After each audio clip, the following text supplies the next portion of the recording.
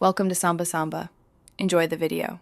You start by verifying your phone supports eSIM and is unlocked.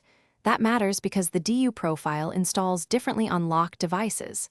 Next, sign into your DU account or create one and prepare a government ID and payment method, these speed activation.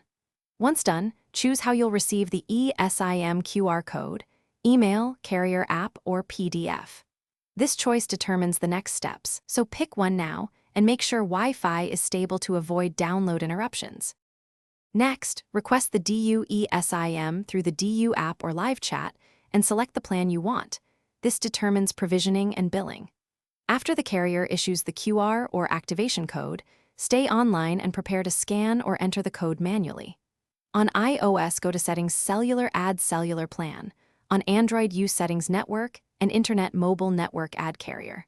Follow prompts to name the line and set default voice/data. These choices control which line handles which traffic. Finally, complete activation either in the DU app or by scanning the QR and accept any carrier certificates.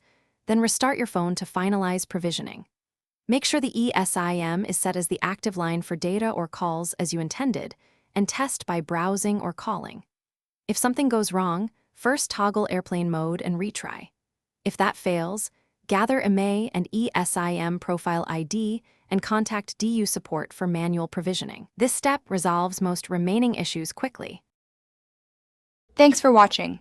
Consider subscribing if we helped you.